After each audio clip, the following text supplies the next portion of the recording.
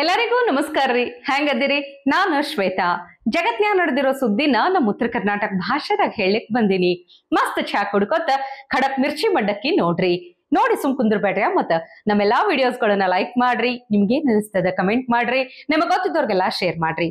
ಇನ್ನು ನಮ್ಮ TV Vikrama digital channel subscribe ಮಾಡೋದಂತೂ ನೆನಪು ಹಾರ್ಬೇಡ್ರಿ. ಇವತ್ತ ನಿಮಗೊಂದು ಶುರುನೇ ಒಂದು ಕತೆ ಹೇಳ್ತೀನಿ ಕೇಳ್ರಿ. ಹಿಂಗೊಂದು ಊರಾಗ ಒಬ್ಬ ರಾಜಾನೋ ನಾಯಕನೋ ಹೀರೋನೋ ವಿಲನ್ನೋ ಏನ್ ಬೇಕಾದ್ರೂ ಅನ್ಕೊಳ್ರಪ್ಪ, ಅವರು ಹಿಂದೂ ಆಗಿ RSS ಸೇರಿದ್ರು. ಆಮೇಲೆ ಹೊರಗೆ ಬಂದ್ರು ನೋಡ್ರಿ, ದುಷ್ಟರು ಸಹವಾಸ ಮಾಡಿಬಿಟ್ರು. ಮುಂದೇನಂದ್ರೆ ಮುಂದ ರಾಜಕೀಯದಾಗ ಬೆಳೆದ್ರು. ಆಮೇಲೆ ಈ ಬಾಂಧವರ ಸಲುವಾಗಿ DK ಅಬ್ದುಲ್ಲಾನೂ ಆಗ್ಬಿಟ್ರು. ಹಂಗೆ ಈ ಅಕ್ಕಿ ಮೂಟೆ ಕೊಡೋರ ಸಲುವಾಗಿನೂ ಒಂದ್ ಸ್ವಲ್ಪ ಹೊತ್ತು ಏಸು ಕುಮಾರನೂ ಆಗಿದ್ರು. ಭ್ರಷ್ಟಾಚಾರದ ವಿಷಯವಾಗಿ ತಿಹಾರ್ ಕುಮಾರನೂ ಆಗ್ಬಿಟ್ರು. ಆಮೇಲೆ ನೊಡವಿನಕೆರೆ ಅಜ್ಜಯ್ಯನ ಆಶೀರ್ವಾದದಲ್ಲಿ ಉಪಮುಖ್ಯಮಂತ್ರಿನೂ ಆಗ್ಬಿಟ್ರು. ಒಂದ್ ಹಂತದಾಗಂತೂ ಈ ಕುಂಭ ಮೇಳದಾಗ ಮುಳುಗೆದ್ದ ಮ್ಯಾಲಂತೂ ಮತ್ತ ಸನಾತನ ಶಿವು ಆಗಿ ಹೊರ ಬಂದ್ರು. ಶಿವಭಕ್ತ ಶಿವು ಆದ ಮ್ಯಾಲ ಸ್ವಪಕ್ಷಕ್ಕೀಗ ಗುನ್ನ ಇಡ್ಲಿಕ್ಕತ್ತಾರ. ಇಷ್ಟೆಲ್ಲ ಕತಿ ಹೇಳದ ಮ್ಯಾಲ ಆ ರಾಜ, ಆ ನಾಯಕ, ಆ ಹೀರೋ, ಆ ವಿಲನ್ ಯಾರಂತ ಗೆಸ್ ಮಾಡಿದ್ರೆ ಕಮೆಂಟ್ ಮಾಡಿ ತಿಳಿಸ್ರಿ. ಆದ್ರೆ ಕನ್ಫರ್ಮ್ ಆಗ್ಲಿಕ್ಕೆ ಒಂದು ವಿಡಿಯೋ ತೋರಿಸ್ತೀನಿ, ನೋಡ್ಬೇಡ್ರಿ. ಅದೊಂದು ಘಟನೆ ಕೆಲವು ನನ್ನ ಸ್ನೇಹಿತರಿಗೆಲ್ಲ ಆಶ್ಚರ್ಯ ಆಗ್ಬೋದು. ನಾನು ನನ್ನ ಬಾಲ್ಯದಲ್ಲಿ ಸುರೇಶ್ ಕುಮಾರ್ ಅವ್ರ ಬಹುಶಃ ನೆನಪಿರಬೇಕು ಅಂತ ಕಾಣ್ತದೆ. ಬಾಲ್ಯದಲ್ಲಿ ರಾಜಾಜಿನಗರದಲ್ಲಿ RSS ನ ವಿಠಲ್ ಶಾಖೆಯಲ್ಲಿ ನಾನಿದ್ದೆ. ಆ ಸಂದರ್ಭದಲ್ಲಿ ವಿಠಲ್ ಶಾಖೆಯಲ್ಲಿ ಒಂದಷ್ಟು ದಿನ ನಾನು ಮಾಡ್ತಿದ್ದಂತ ಸಂದರ್ಭದಲ್ಲಿ, ವಿದ್ಯಾಭ್ಯಾಸ ಮಾಡುವಂತ ಸಂದರ್ಭದಲ್ಲಿ ನಾನು ಸ್ಟೂಡೆಂಟ್ ಲೀಡರ್ ಆಗಿದ್ದೆ.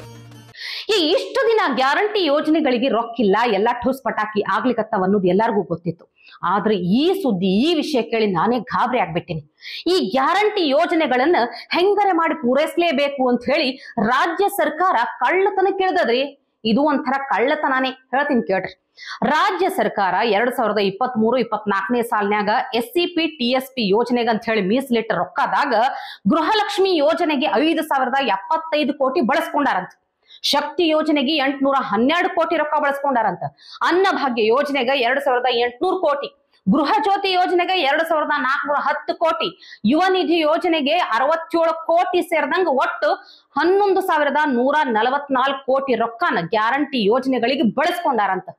ಹಿಂಗ ಪರಿಶಿಷ್ಟ ಜಾತಿ ಪರಿಶಿಷ್ಟ ಪಂಗಡದ ಅಭಿವೃದ್ಧಿಗೆ ಅಂತ ಹೇಳಿ ಮೀಸಲಿಟ್ಟಿದ್ದ ರೊಕ್ಕನ ಗ್ಯಾರಂಟಿ ಯೋಜನೆಗಳಿಗೆ ಬಳಸ್ಕೊಳ್ಳಿಕತ್ತಿದ್ರು ಸಹಿತ ಮಂತ್ರಿಗಳಾದಂತಹ ಸತೀಶ್ ಜಾರಕಿಹೊಳಿ, ಡಾಕ್ಟರ್ HC ಮಹದೇವಪ್ಪ ಸೇರಿದಂಗ ಯಾರು ಇದ್ರ ಬಗ್ಗೆ ಚಕಾರ ಎತ್ಲಿಕತ್ತಿಲ್ಲ. ಜಾಣ ಕ್ಯೂಡರಾಗಿ, ಜಾಣ ಮೂಕರಾಗಿ ಕುಂತು ಬಿಟ್ಟಾರಂತ. ಇಲ್ಲೇ ತಿಳ್ಕೊರ್ ನೀವು, ದಲಿತ ಸಮಾಜದ ಮಂದಿ ಬಗ್ಗೆ ಅವ್ರಿಗೆ ಎಷ್ಟು ಪ್ರೀತಿ ಅದ ಅಂತ ಅರ್ಥ ಆಗ್ತದಿಲ್ಲ ಹೇಳ್ರಿ.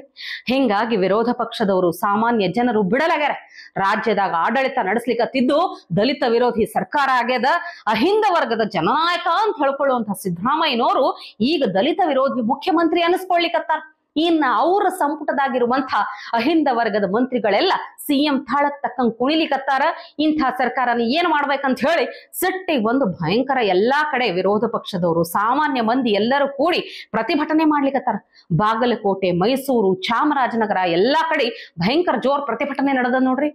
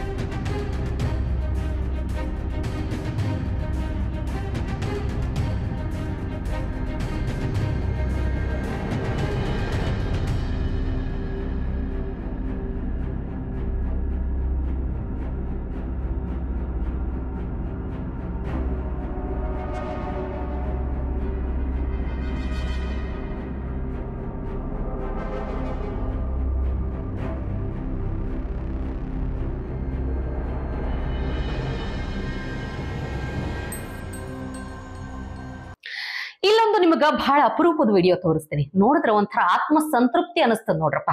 ಇಲ್ಲೊಬ್ಬ 103 ವರ್ಷದ ಆಯಿ, ನಮ್ ಕಡೆ ಆಯ್ನಿ ಅಂತೀವಿ ಅಜ್ಜಿಗೆ, ಈ ಇಳಿ ವಯಸ್ಸಿನಾಗ ಪಾದಯಾತ್ರೆ ಹೊಂಟಾರ.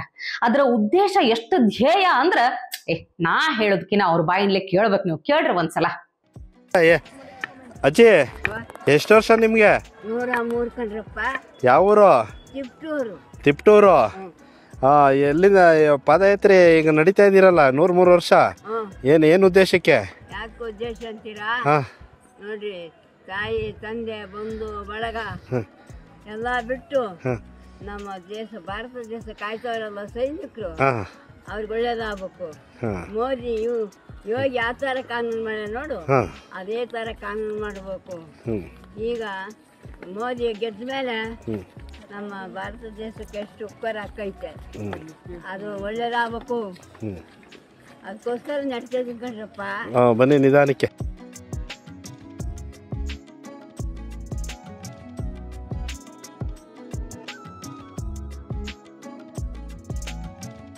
ನೋಡ್ರಪ್ಪ, ನಮ್ಮ ವೀರ ಭಾರತೀಯ ಸೈನಿಕರಿಗೆ ದೈವಿಕ ಆಶೀರ್ವಾದ ಕಳಿಸುವಂತ ಉದಾತ್ತ ಗುರಿಯೊಂದಿಗೆ ಪಾದಯಾತ್ರೆ ಕೈಗೊಳ್ಳಿಕತ್ತಾರಲ್ಲ, ಆ ಆಯಿಗೆ ನಾ ಕೈ ಮುಗಿಬೇಕನ್ನಿಸ್ತ ನೋಡ್ರಪ್ಪ. ಎಂಥ ಅದ್ಭುತ ರೀ ಅವ್ರದ. ಏನ್ ಈ ಇಳಿ ವಯಸ್ಸಿನಾಗ ಅಲ್ಲ, ನನಗ್ ವಿಚಿತ್ರ ಅನ್ಸುದು, ಮೋದಿ ಯೋಗಿ ನಮ್ಮ ದೇಶಕ್ಕೆ ಏನೆಲ್ಲ ಮಾಡ್ಯಾರ, ಎಂಥ ಕಾನೂನು ತಂದಾರ ಅನ್ನೋದ್ರ ಬಗ್ಗೆ ಎಷ್ಟು ಅರಿವೈತಿ ನೋಡ್ರಿ ಅವ್ರಿಗೆ. ಬಹಳ ಹಿಗ್ಗಾಯ್ತ್ರಪ್ಪ. ಅವ್ರಿಗೆ ನನ್ನ ಕಡೆಯಿಂದ ಒಂದು ಸಲಾಮ್ ಹೇಳ್ತೀನಿ. ಅವರ ಪಾದಯಾತ್ರೆ ಯಶಸ್ವಿ ಆಗ್ಲಿ ಅಂತ ನಾವು ನೀವೆಲ್ಲ ಕೇಳ್ಕೊಳ್ಳೋಣಲ್ಲ. ಇವತ್ತಿನ ಶನಿವಾರದ ಸ್ಪೆಷಲ್ ಮಿರ್ಚಿ ಮಂಡಕ್ಕಿದಾಗ ಕಡಿಕ್ ಒಂದು ಭಾರಿ ವಿಡಿಯೋ ತಂದೀನಿ. ಒಬ್ರಲ್ಲ ಇಬ್ರಲ್ಲ, 3 ಮಂದಿ, ಒಬ್ರಕಿನ ಒಬ್ರು ಏಕ್ಸೆ ಬಡ್ಕರೇಕ್ ಅಂತೀವಲ್ಲ, ಅಷ್ಟ ಅದ್ಭುತ ಅರ್ಥಗರ್ಭಿತ ಮಾತಾಡ್ತಾರ. ಕೇಳ್ಬೇಕು ನೀವು. ಇದನ್ನ ನೀವು ಕೇಳಿಸ್ಕೊಂಡ್ರಿ ಅಂದ್ರ ನಿಮ್ಮ ಸಂಡೇ ಫಂಡೇ ಆಗಿಲ್ಲ ಅಂದ್ರ ಆಮೇಲೆ ಹೇಳ್ರಿ ನನಗೆ. आटा 22 रुपए लीटर। किसान के खिलाफ कोई लफ्ज मेरे मुंह से निकल गया हो, वो आदमी जब मर्जी मेरे से माफी मांग सकता है। मैं यहीं पे हूं अभी काफी दिन, तो गलत हो गया कुछ। भगवान ना करे कोई बीमार हो, लेकिन अगर कोई बीमार होता है तो उसको चिंता करने की जरूरत नहीं है। उसका एक भी पैसा खर्च नहीं होता।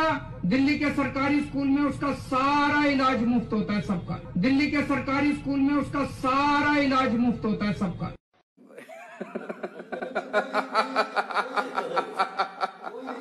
ಪಾಪ ನೋಡಿದ್ರಿಲ್ಲ, ಪ್ರೋ ರಾಹುಲ್ ಗಾಂಧಿ ಹಿಟ್ಟು ಲೀಟರ್ ಗಟ್ಲೆ ಸಿಗ್ತದ ಅಂತ ಹೇಳ್ತಾರೆ.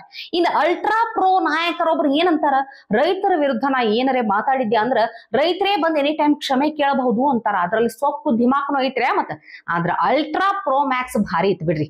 ಅರವಿಂದ್ ಕೇಜ್ರಿವಾಲ್ ಅವ್ರ ಮಾತ, ಯಾರಿಗಾರೆ ಆರಾಮ್ ತಪ್ಪುದ್ರೆ ಏನ್ ಚಿಂತೆ ಮಾಡ್ಬೇಕಾಗಿಲ್ಲ, ಸರ್ಕಾರಿ ಶಾಲೆಗೆ ಚಿಕಿತ್ಸೆ ಕೊಡಿಸ್ತಾರಂತಿವ್ರು. ಅಲ್ಲ, ಶಿಕ್ಷಕರು ಎಲ್ಲಿರ್ತಾರ, ಡಾಕ್ಟರ್ ಎಲ್ಲಿ ಸಿಗ್ತಾರ ಅನ್ನೋದ್ರ ಬಗ್ಗೆನೂ ಇಷ್ಟು ಕನ್ಫ್ಯೂಷನ್ ಅಂದ್ರ ಇಂಥ ನಾಯಕರು ನಮ್ಮ ದೇಶದಾಗ ರಾಜಕೀಯದಾಗ ಆಳ್ವಿಕೆ ಮಾಡ್ತಾರಂದ್ರ ಹಣೆ ಬರ ಹೆಂಗಿರ್ತೈತಿ ಅಂತ ಗೊತ್ತಾಯ್ತಲ್ಲ ನಿಮ್ಗ. ಇವತ್ತಿಗೆ ಸುದ್ದಿ ಸಾಕಲ್ಲ, ನಾಳೆ ಆಯ್ತಾರ ಸೋಮವಾರ ಭೇಟಿಯಾಗೋಣ. ನಮಸ್ಕಾರ ರೀ. ಟಿವಿ ವಿಕ್ರಮ, ದೇಶ ನಿಮ್ಮ ಕೈಯಲ್ಲಿ. ಈ ಕಾರ್ಯಕ್ರಮ ನಿಮಗೆ ಇಷ್ಟ ಆಗಿದ್ದಲ್ಲಿ ಲೈಕ್, ಶೇರ್ ಹಾಗೂ ಕಮೆಂಟ್ ಮಾಡಿ. ಟಿವಿ ವಿಕ್ರಮದ ಕಾರ್ಯಕ್ರಮಗಳನ್ನು ನಿರಂತರವಾಗಿ ವೀಕ್ಷಿಸಲು ಸಬ್ಸ್ಕ್ರೈಬ್ ಮಾಡಿ, ಬೆಲ್ ಐಕನ್ ಒತ್ತಿ.